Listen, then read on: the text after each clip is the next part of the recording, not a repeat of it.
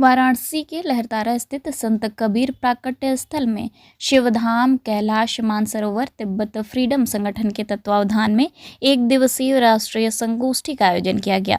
संगोष्ठी का विषय कैलाश मानसरोवर और भारत तिब्बत संबंध वैश्विक परिदृश्य रहा। कार्यक्रम के मुख्य अतिथि तिब्बत की रक्षा मंत्री डोलमा ग्यारी रहीं। कार्यक्रम का शुभारंभ मुख्य अतिथि डोलमा ग्यारी एवं अन्य विशिष्ट अतिथियों द्वारा दीप प्रज्वलन के साथ किया गया। संगोष्ठी में पहुंचने के बाद तिब्बत की रक्षा मंत्री ने संत कबीर की जन्मस्थली पर शीश नवाकर दर्शन पूजन किया। इसके पश्चात आयोजित संगोष्ठी में देश भर से आए विद्वानों, वक्ताओं और सामाजिक कार्यकर्ताओं ने भारत तिब्बत संबंधों, कैलाश मानसरोवर के धार्मिक महत्व तथा वर्तमान वैश्विक हालात पर अपने विचार रखे। इस अवसर पर डोलमा ग्यारी ने पत्रकारों से बातचीत में कैलाश मानसरोवर और तिब्बत की स्थिति पर विस्तार से अपनी बात रखी। उन्होंने कहा कि चीन भारत की जमीन पर लगातार अतिक्रमण कर रहा है और वह एक गुंडे की तरह व्यवहार कर रहा है। उन्होंने आरोप लगाया कि चीन अरुणाचल प्रदेश को अपना बताता है, जो सरासर गलत है। उन्होंने वर्ष 1962 का उल्लेख करते हुए कहा कि उस समय भारत की संसद में एक प्रस्ताव पारित हुआ था कि चीन से भारत की एक एक इंच जमीन वापस दी जाएगी। तिब्बत की आज़ादी के आंदोलन पर बोलते हुए डोलमा ग्यारी ने कहा कि हर देश को अपनी लड़ाई खुद लड़नी पड़ती है। तिब्बत में चीन के खिलाफ चल रहे शांति आंदोलन में अब तक 100 से अधिक लोग आत्मदाह कर चुके हैं। उन्होंने कहा कि तिब्बती लोग अहिंसक और शांतिपूर्ण तरीके से अपनी आज़ादी की लड़ाई लड़ रहे हैं। कैलाश मानसरोवर के धार्मिक महत्व पर प्रकाश डालते हुए उन्होंने कहा कि भगवान शिव को तिब्बती लोग भी मानते हैं। कैलाश क्षेत्र में 2 प्रमुख झीलें हैं, एक मीठे जल की कैलाश मानसरोवर और दूसरी खारे पानी की रक्षा सरोवर, जबकि दोनों का स्रोत एक ही स्थान से है। उन्होंने कहा कि कैलाश मानसरोवर दर्शन की उनकी भी गहरी इच्छा है, लेकिन वर्तमान परिस्थितियों में वह स्वयं भी वहां नहीं जा सकती। उन्होंने वाराणसी से कैलाश मानसरोवर दर्शन को लेकर चलाए जा रहे अभियान की सराहना करते हुए कहा कि इसे व्यापक स्तर पर ले जाने की आवश्यकता है, ताकि भविष्य में हर श्रद्धालु को कैलाश मानसरोवर दर्शन का अवसर मिल सके। कार्यक्रम के अंत में सभी अतिथियों का स्वागत अंगवस्त्र, पुष्पगुच्छ एवं स्मृति चिन्ह देकर किया गया। संगोष्ठी में बड़ी संख्या में बुद्धिजीवी, साधु संत, सामाजिक संगठन के प्रतिनिधि एवं श्रद्धालु उपस्थित रहे। देखिए, सरकार जो है बहुत साल के बाद दिल्ली में बीजेपी का सरकार आई है, बट बीजेपी का तिब्बत को लेके, चीन को लेके या विश्व को लेके जो भी राजनीति थे वो तो हम लोग सब पहले से ही जानते हैं। तो मैं कहूँगी कि उसका कंटिन्यूशन चल रहा है।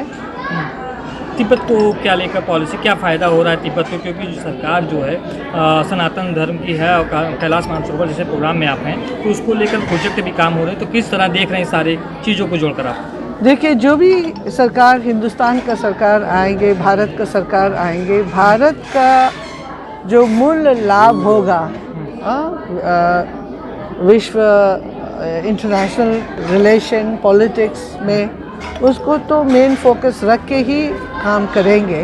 तो वही चल रहा है, मैं समझती हूँ।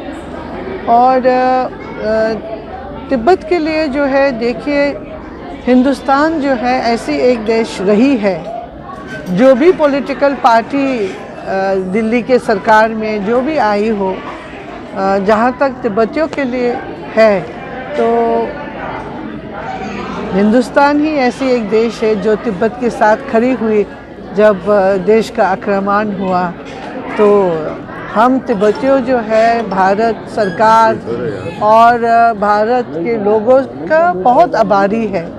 और हम आशा जो है, जब से मोदी जी आए हैं, मैं अपना पर्सनली अपना कह सकूँगी कि मैं आशा और ज़्यादा रखती हूँ, क्योंकि हिंदुस्तान का भी ऐसी एक समय आई है कि दोबारा विश्व की गुरु ना केवल बन के विश्व को जो है एक नंबर 1 वर्ल्ड लीडर बना के भी दिखाने के समय आए हैं।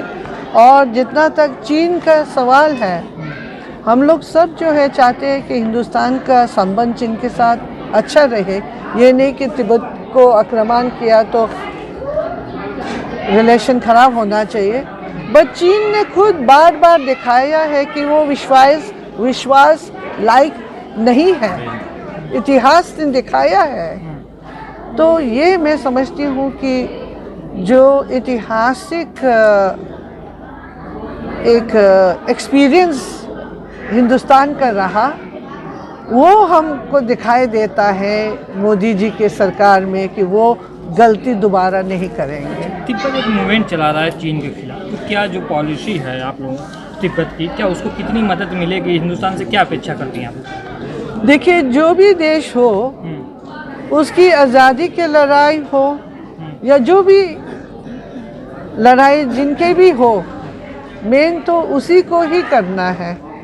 तो तिब्बत की जो मानव अधिकार के लिए, फ्रीडम के लिए जो लड़ाई अभी चल रही है अपनी संस्कृति को बचाने के लिए, वो सबसे बड़ी आंदोलन तो तिब्बत के भीतर से ही चल रहे हैं।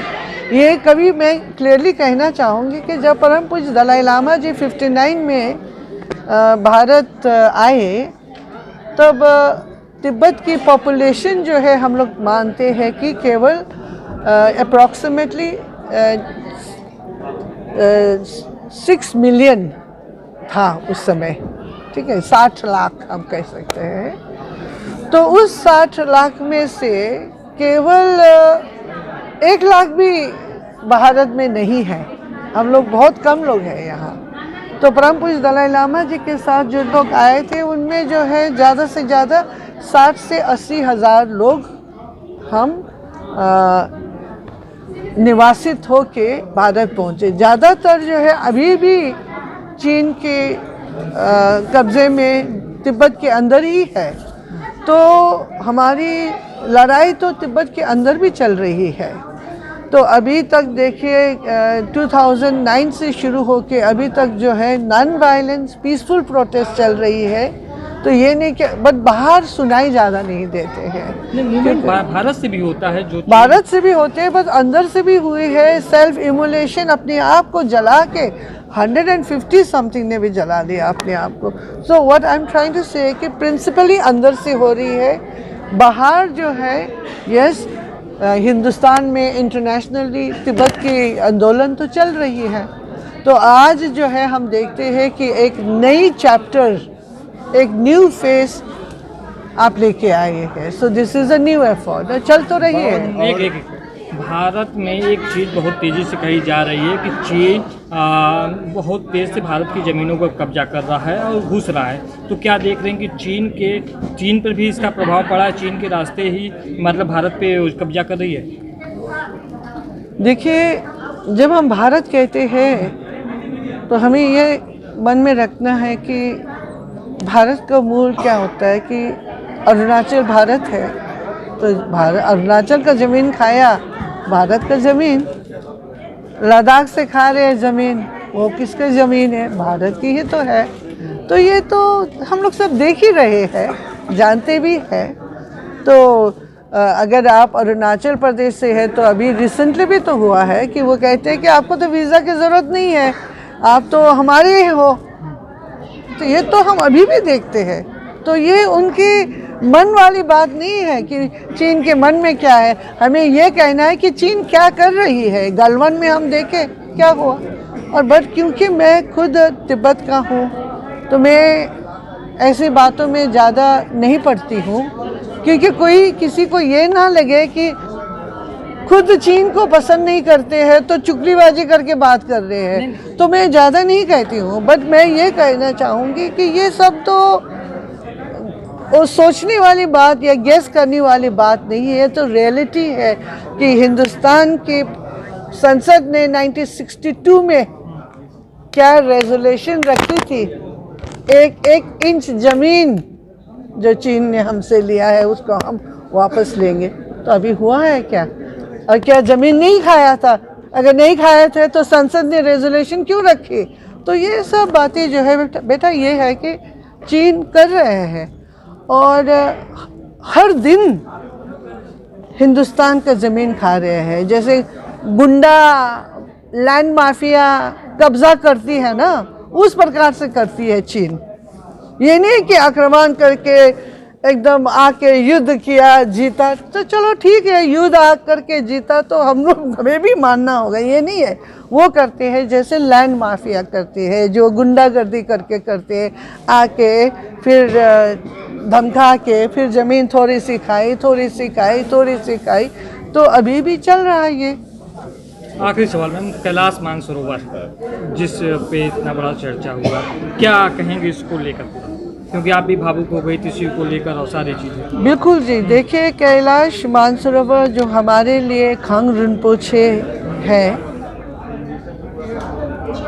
ये न केवल एक तीर्थ स्थान है, पर ये इतना हमारे लिए मानी रखते हैं क्योंकि बुद्धिस्ट में भी वज्रयान बुद्धिस्ट की स्थल जो है, पिलर जो है, वही खंग रिनपोछे है।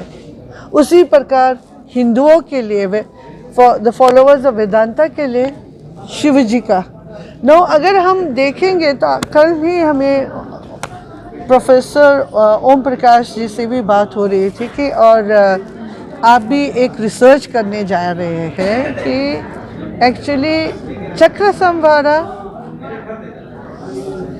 शिव जी सब, मैं तो खुद मानती हूँ कि एक ही है, उनकी लीला है, उनकी अलग अलग रूप है, तो हम सब कनेक्टेड हैं। और आज के दिन में अगर मैं जाना चाहूँ दर्शन के लिए, अगर आप जाना चाहिए दर्शन के लिए, हमें वो फ्रीडम नहीं है। जब बुलावा आते तभी हम नहीं जा पा रहे हैं। तो इसलिए जो है आपने एक मुहिम जो यहाँ से चलाई है कि कैलाश मानसरोवर का मुक्ति के लिए, मैं बहुत खुश हूँ इस बात को लेके। जी, थैंक यू।